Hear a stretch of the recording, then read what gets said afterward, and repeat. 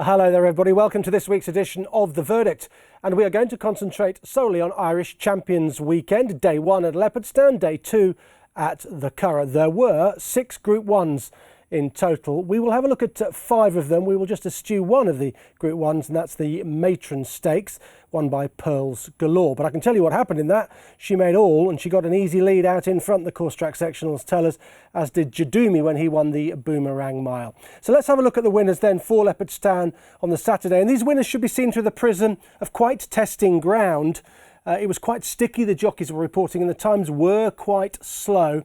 Zarinsk making all to win the opening contest. I'm a Gambler was always prominent. Auguste Rodin taking the KPMG Champion Juvenile. Duke de Sessa stepping up to 1.5 miles for the first time. Won the 3:10 for the informed Dermot Weld. Luxembourg taking the feature. The Champion Stakes then Jadumi and Pearls Galore both making all. And then Mulcana winning the last. The 3 horses on the card made every yard of the running. And a couple of the winners were always handy as well. So it clearly was important to be close to the pace by and large. I'm going to have a look at the Champion Juvenile. Auguste Rodin, 240, the 11-10 favourite. And Tower of London was second in at 2-1, a stable companion. Serious Challenge 6-1, 12's Alder, and Caroline Street, the only filly in the race, was the outsider, 18-1, having touched 22-1. So let's have a look at what happened out there. The Auguste Rodin beating Caroline Street with Alder back in 3rd place. Auguste Rodin coming out of the widest stall 5. Caroline Street jumped from 2, and 3rd home was Alder from stall 4. So this is how this race unfolded. Once again, mention the conditions. They were quite testing. I think jockeys were wary of that. And the slow conditions meant we had quite a slow final time, really, of 1 minute 45.25. And you can see that early on, they're going quite steadily. Auguste Rodin in here. He's a little bit keen under Ryan Moore. Ryan's trying to get him some cover and get him settled from that wide draw. He was just doing a little bit much in Ryan's hands. Eventually, he does get him to settle. But the first 3 furlongs were quite steady, according to the course track sectionals. But then they picked up once they turned for home. The finishing speed percentage overall is not too bad. It's 103%, so they have finished off the race 3% quicker than they ran the early part of it. So it was probably overall an evenly run race, despite those slow couple of early furlongs. Auguste Rodin seeing the trip out very well indeed, and he is now favourite for the Derby, round about the 7-1 mark with the firms. But he's not particularly impressive here for me, and I think there's a reason for that. I just think he hated the ground. His pedigree screams fast ground. He's by deep impact. Now they generally want to hear their hooves rattle, and he's out of the 3 times Group 1 winning mare Rhododendron, and she wanted decent ground, although she did act with a bit of cut. And I think he'll be an awful lot better, this fellow, when he gets better ground. Here he is, about to launch from the outside under Ryan Moore, just go and run his stable companion down and finish off his race quite strongly, as evidenced by that finishing speed percentage. Now, in behind, we've got a bit of an eye-catcher, really. The outsider of the lot, Caroline Street, in here, travelling up really strongly. And a good look at the course track sectionals will tell you that she ran faster than the winner through 4 of the last 5 furlongs. But she did so from a position where she was disadvantaged. She just had too much to do, basically, and Auguste Rodin stayed on too strongly for her, pricking his ears, flicking them backwards and forwards in the closing stages. But that was a big run from the outsider. That filly has got group races in her for sure. She's run a huge race, forced wide, and she had quite a lot to do. And she just couldn't get past Auguste Rodin, who did what he had to do. He wasn't particularly impressive. He didn't show a wild turn of foot, according to the course track sections. He just boxed on. He was strong through the final furlong, fastest of this quintet through the final furlong. He's going to stay further, there's no doubt about that. And it's my honest opinion that when he gets better ground, you're going to see a much better colt. He's learning on the job all the time. He was a bit green under Ryan Moore, drifting to his right in the closing stages. That's why Ryan was quite forceful with his whip in his right hand. He drifted across the track. Some horses can do that. Remember St Mark's Basilica here last year. They can do it at this track. But I think there's more to come from him. I like the filly. She's just lugging in a bit in the closing stages. There's a group race in her. And Auguste Rodin, while 7-1 seems a bit skinny for the Derby at this stage, he's open to no end of improvement. And we might see that either in the Dewhurst or the Virtum Futurity. Aidan O'Brien yet to make his decision. The big race of the weekend was the Irish Champion Stakes itself, a Group 1 over 1.25 miles, and this is how they bet for it. Verdani, the Coral Eclipse winner, 7-4. The Mishriff, the Globetrotter, 7-2. Luxembourg on the comeback trail, 7-2. Alenka, 8-1, a bit of money for that. Ernesto, 11-1. Broome, 12s, and 28-1. Stone Age. And it was Luxembourg who got himself firmly back on track by landing this for Aidan O'Brien and Ryan Moore and doing it really well. Coming from stall number 6, he beat Ernesto, who jumped from stall 4, and Verdani from stall 2. Watch the passage Verdani gets through this race and ask yourself whether you think Verdani would have won if things had dropped a little bit more kindly for him through the race. Personally, I don't think he would have done. I'm a big fan of Luxembourg, and when he won the Royal Whip, albeit very narrowly from Insinuendo at the Curragh, when he came back off a long layoff, many people wrote him off. But here on the verdict, we were pretty keen on what he did, because he was held up in a race that was steadily run, and he did really well to get himself to the front that day. And his sectionals through 2 of the furlongs at the Curragh were impressive. And he has improved a ton from that run to win this in good style, I think.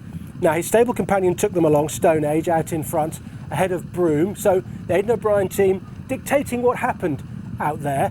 Ryan Moore sat with a little bit of cover in 4th place on Luxembourg, going quite nicely, with, in behind him, other principals in the market. The green cap, Christophe Soumillon on Verdani, and there's Mishriff and Colin Keane out the back. Now, Colin Keane took Mishriff back. I've watched this race a few times and wondered whether yet again he'd missed the break, but he didn't. Colin took him back and wanted to ride him patiently, and I think he shaped pretty well. For this race, was not particularly strongly run. I know it looks like the Ballydoyle have got pacemakers in, but they didn't go bonkers out in front. The finishing speed percentage tells us what we need to know, 107.2, which means it's pretty steady for a Group 1 over this trip, and they finished off strongly, 7.2% quicker, final 3 furlongs than the rest of the race.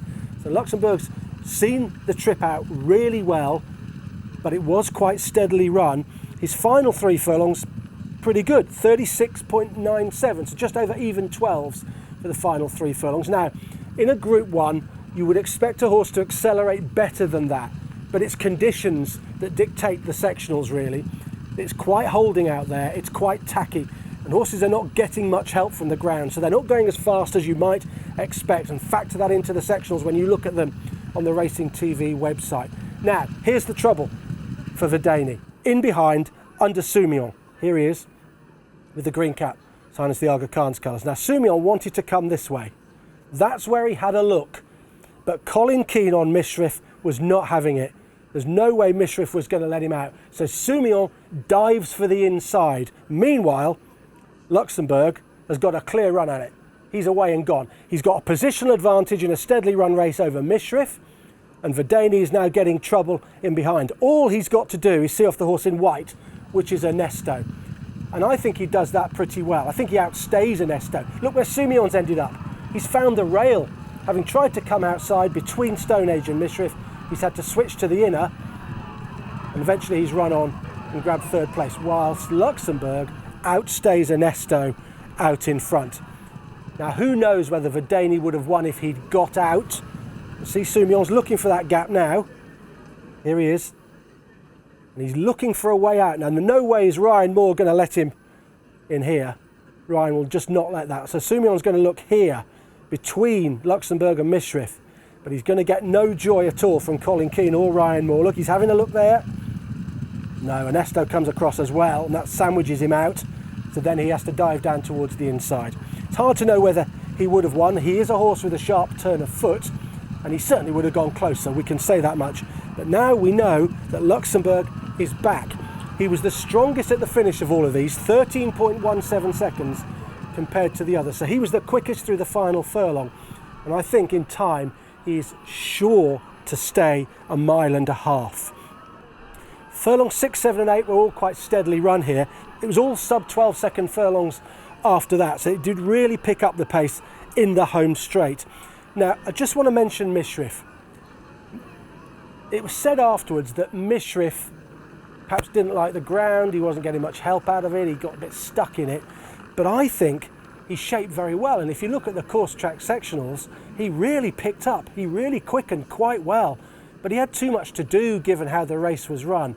I think that was the problem as far as Mishrif is concerned, and I don't think he was out of form. I think he's still in really good form. Verdany is clearly in good form too, and Verdany will get a chance probably in the Champions Stakes at Ascot to reverse form with Luxembourg. But I'm not sure that he necessarily will, because this Luxembourg is rolling now, and we have to say it was a brilliant training performance from Aidan O'Brien. This horse only beaten once in his life when third in the 2,000 guineas, and he's really on a roll now.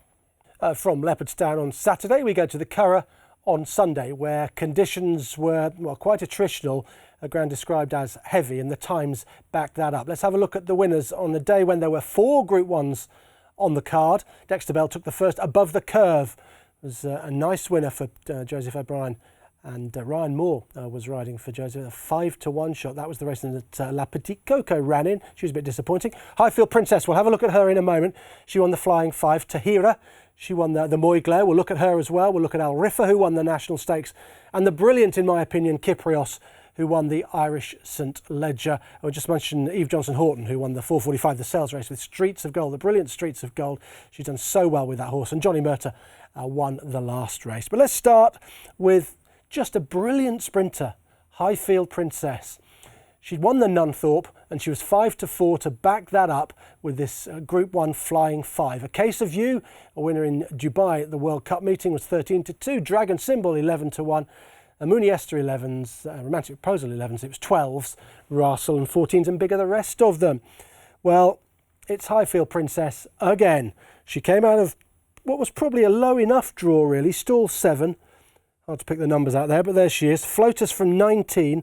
This will tell you something about where you wanted to be on the track. New York City from 14.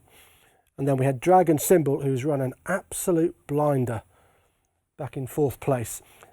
This is all about Highfield Princess, this race. It's not a race where you're going to look at it and necessarily find many eye catchers in behind, although I'm going to give a very positive word to Dragon Symbol in a moment. But Highfield Princess, she won the Nunthorpe in fantastic style, in a really fast time. And in doing what she's done here at the Curragh, she's proved that that was no fluke whatsoever. Now, it was towards the stand side, really, where you wanted to be. And this Highfield Princess wants to drift across. And Jason Hart is very sensible in allowing her to drift, for she will end up on this rail. And these horses here are those that are generally, by and large, involved in the finish. Don't think you want it to be out in the middle of the track. Thus, watch what Dragon Symbol did in those yellow colours. It was run an absolute blinder from a bad position and a bad draw. And this is a horse who's very much in form. But Highfield Princess has simply cantered through this race, and she surged away from Eros and Psyche in 2nd, Flotus in 3rd, New York City back in 4th place. She's absolutely annihilated this field. There she is now, up against the rail. Her 3rd furlong of 11.39 was the quickest in the race, and they just could not close in on her when she's running that fast out in front, and running that fast on quite soft ground. It's a massive effort, this is, from her. Her finishing speed percentage, 106.55. It showed that the winner was pretty strong at the line. She's hit the line quite hard, and you'd probably expect that because she stays 6 furlongs, and she's even 1/7 as well. But she's a real credit to John Quinn. He's done a remarkable job to just take her from lowly handicaps to Group 1 glory. And there may be more for her. She's got the 6 furlong champion sprinter at Ascot. That'll be run on similar ground.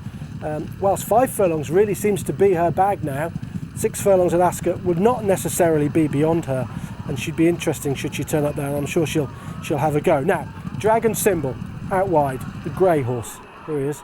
I think he's on the wrong part of the track. I think you wanted to be down here towards the rail.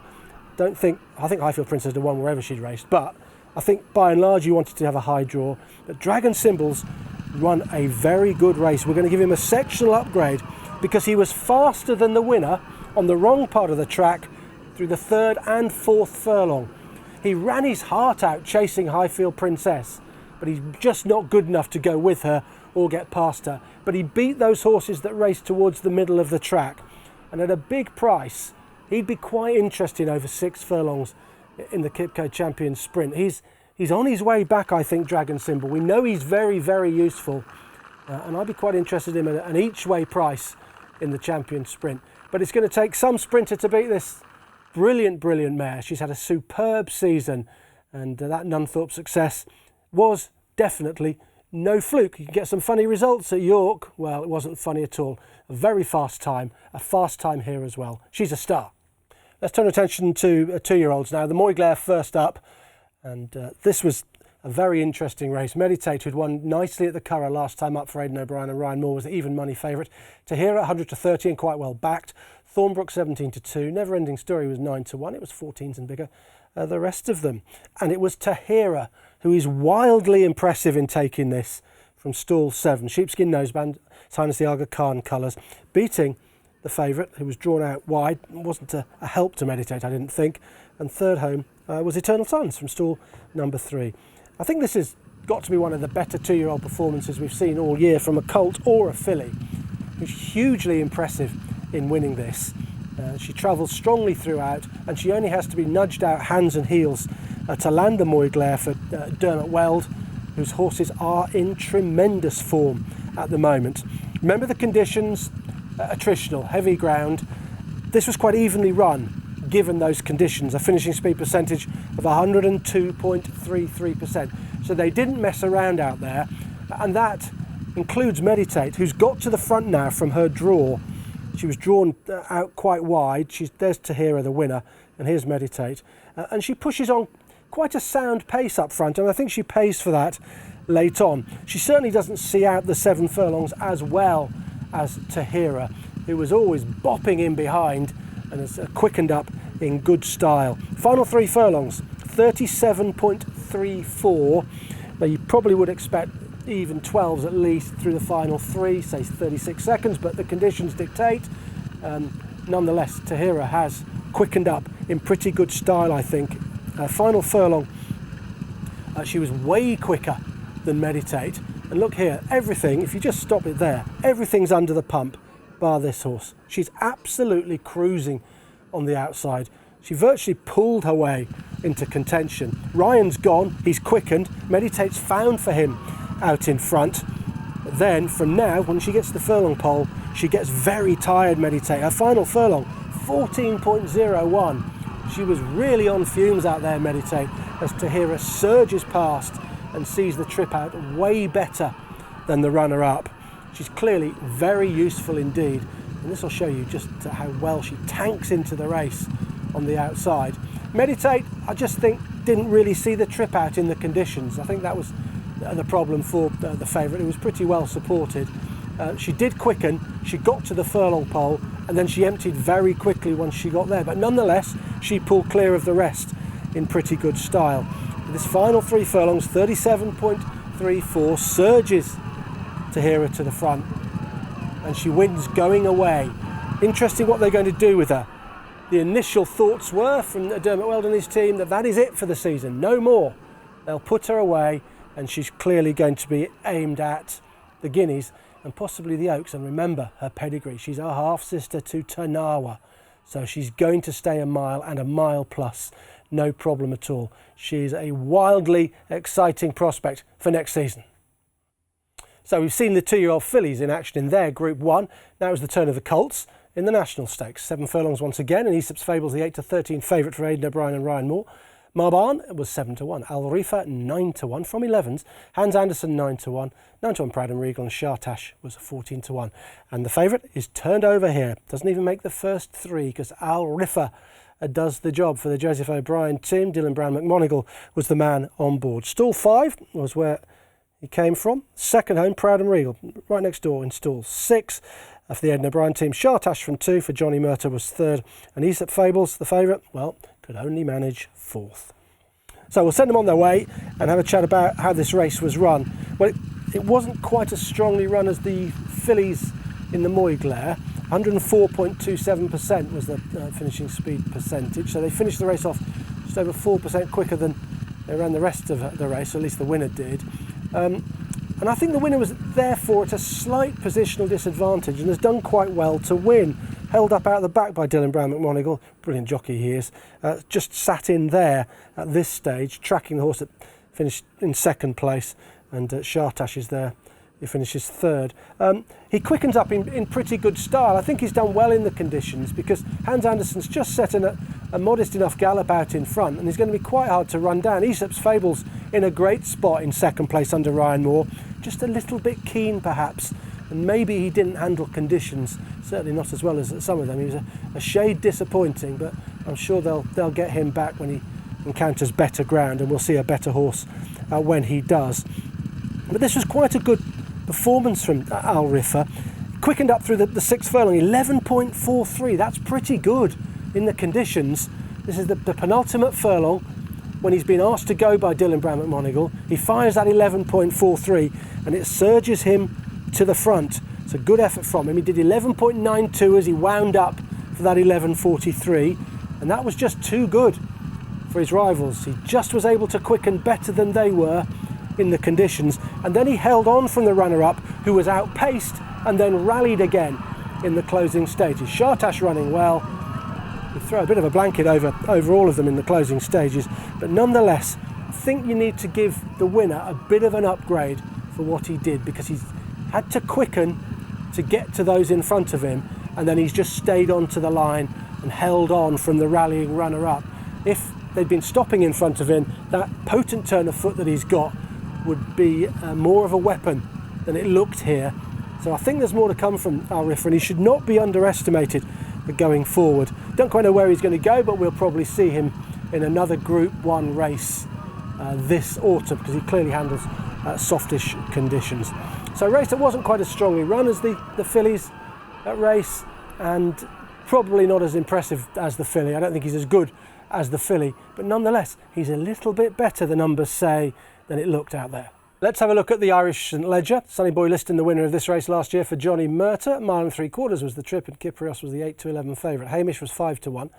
Ray's U was 5-1. Ross Carberry 11-1 from 14s. 16s Princess Zoe. Search for a Song, bit of a drifter, 16s from 12s, and it was 40-1, and bigger the rest.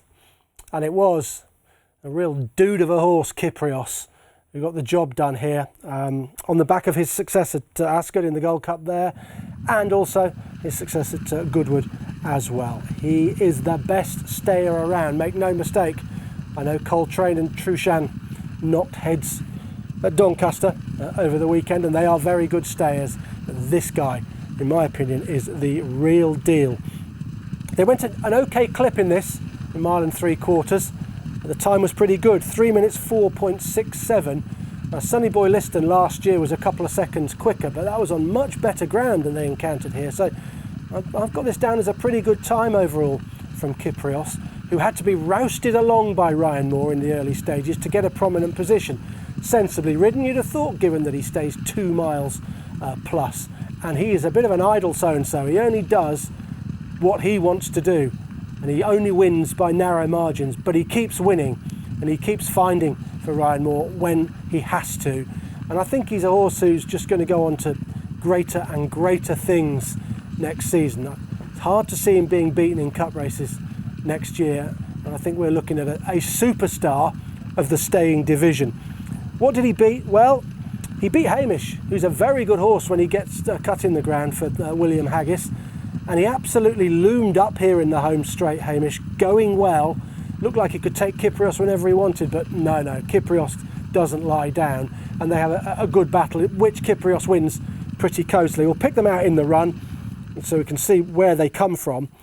Just sat there, Ryan. He'd rousted him up to get him close to the leaders, and Hamish not too far further back, just towards the outside there.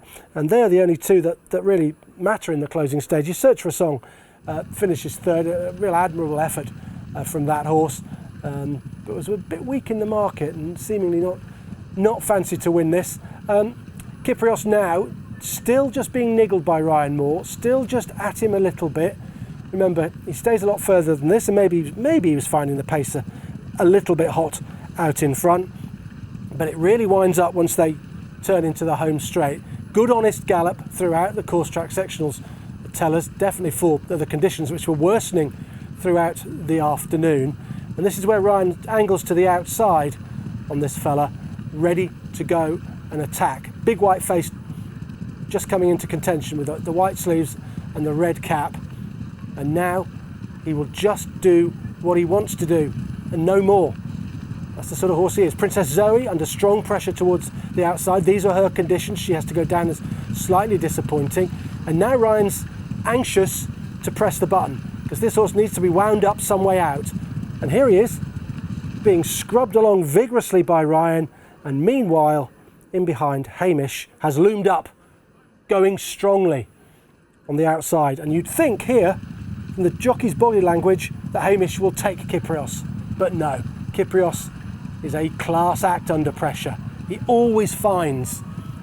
And here, now Hamish is asked to go and win. And Kyprios is having none of it.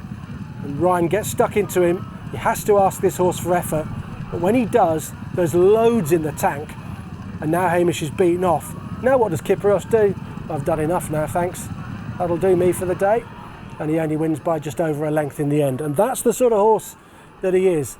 But that style has taken him to 5 out of 5 this season. And there has been a couple of wide margin successes involved in that. But in the top flight, he only seems to win narrowly. Now, the first two pulled 7 lengths clear of Search for a Song. He ran perfectly well. Look at the rest of them out the back. Really well strung out. That's courtesy of the decent gallop that they went. And the very, very good horse that has won this race. The race itself was, well, they just steadied a little bit before they turned for home, but they were quick early on, got a little breather, and then they went again in the home straight. And Ryan certainly wound this race up from a long way out on Kyprios. I think he's an absolute superstar, this horse. He is, for me, the new Yates, and I think he'll prove just how good he is next season.